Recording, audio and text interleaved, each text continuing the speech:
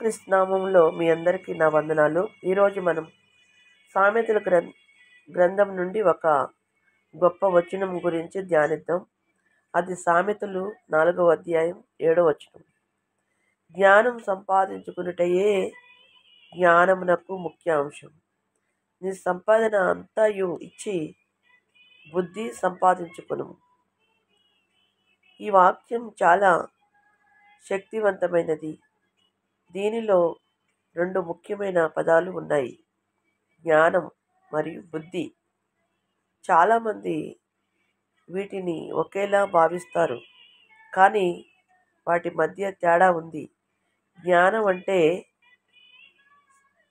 సమాచారం, విషయ పరిజ్ఞానం, కానీ బుద్ధి అంటే ఆ జ్ఞానాన్ని ఎలా ఉపయోగించాలో తెలిసిన వివేకం.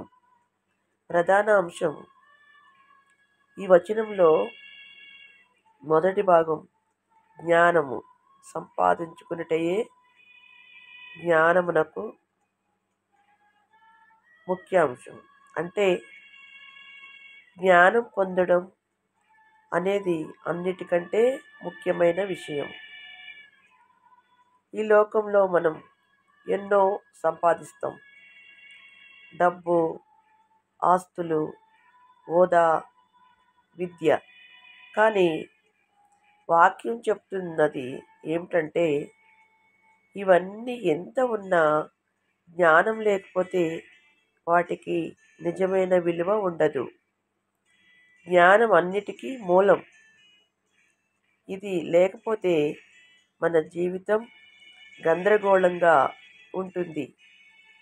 రెండవదిగా, నీ సంపాదన అంతయు ఇచ్చి బుద్ధి సంపాదించుకొనుము.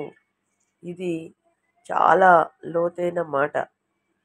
మనం ఏదైనా ముఖ్యమైనది కొనాలంటే డబ్బు ఖర్చు చేస్తాం. ఇక్కడ వాక్యం ఏమంటుందంటే, మనకు ఉన్నదంతా మన సమయం, శక్తి, మనసు, ధనం అన్నీ ఉపయోగించి అయినా బుద్ధిని సంపాదించుకోవాలి. అంటే మన సమయాన్ని, శక్తిని, మనసును, ధనం అన్నీ ఉపయోగించి అయినా బుద్ధిని సంపాదించుకోవాలంట. ఎందుకంటే మన బుద్ధి మన జీవితాన్ని మార్గనిర్దేశం చేస్తుంది. ఉదాహరణకు, ఒక వ్యక్తికి చాలా జ్ఞానం ఉండవచ్చు, కానీ ఆ జ్ఞానాన్ని సరైన సమయంలో సరైన రీతిలో ఎలా ఉపయోగించాలో తెలియకపోతే అది వ్యర్థం. వాక్యం మనకు అలాంటి బుద్ధిని ఇస్తుంది. ఇది దేవుని వాక్యం నుండి వస్తుంది. దేవుని వాక్యం చదవడం, ధ్యానించడం, దేవుని ఆత్మకు నడిపింపు కోసం ప్రార్థించడం ద్వారా మనం బుద్ధిని పొందుతాం. బుద్ధి మన జీవితంలోని నిర్ణయాలను ప్రభావితం చేస్తుంది. మనకు కష్టాలు వచ్చినప్పుడు, సవాళ్లు ఎదురైనప్పుడు సరైన నిర్ణయం తీసుకోవాలంటే బుద్ధి అవసరం. జ్ఞానం మనకు ఏం చేయాలో చెబుతుంది, బుద్ధి ఎప్పుడు ఎలా చేయాలో నేర్పిస్తుంది. కాబట్టి మన జీవితంలో ఏ నిజమైన సంపద ఏమిటంటే జ్ఞానం మరియు బుద్ధి. మనం ఈ లోకంలో ఎన్నో ఆస్తులు కూడబెట్టుకోవడానికి కష్టపడతాం, కానీ వాటన్నిటికంటే విలువైనది దేవుడిచ్చే జ్ఞానం. ఈరోజు మనమంతా ఒక తీర్మానం చేసుకుందాం. మన సమయం, మనసును, శక్తిని దేవుని వాక్యాన్ని చదవడానికి, ధ్యానించడానికి వినియోగిద్దాం. అలా చేయడం ద్వారా దేవుని నుండి వచ్చే జ్ఞానం, బుద్ధిని పొంది మన జీవితాలను మరింత అర్థవంతంగా మలుచుకుందాం. ధన్యవాదాలు. చిన్న ప్రార్థన.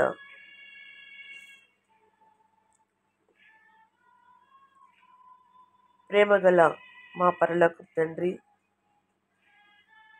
ఈ మంచి సమయాన్ని బట్టి నీకు కృతజ్ఞతలు. ప్రభువా, సామెతలు 4వ అధ్యాయం 7వ వచనం ద్వారా మాతో మాట్లాడినందుకు నీకు వందనాలు. జ్ఞానం, బుద్ధి ఎంతో విలువైనవో మాకు తెలియజేశావు. మాకు లోక సంబంధమైన జ్ఞానం కాదు, నీ నుండి వచ్చే జ్ఞానం కావాలి. మా నిర్ణయాలలో, మా మాటలలో, మా పనులలో నీ బుద్ధి మాకు తోడుగా ఉండాలి. మా సమయాన్ని, మా సంపదను నీ వాక్యాన్ని చదవడానికి, నీ జ్ఞానాన్ని పొందడానికి వినియోగించుకునే మనసును మాకు దయచేసి ప్రభువా, ప్రతి ఒక్కరి జీవితంలోని నీ జ్ఞానం, బుద్ధి నింపు.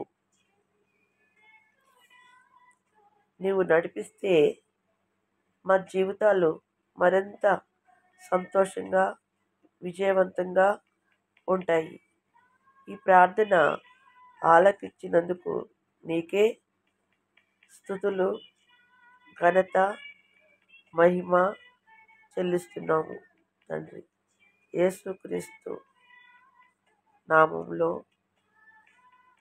ప్రార్థిస్తున్నాము తండ్రి. Amen, amen, amen.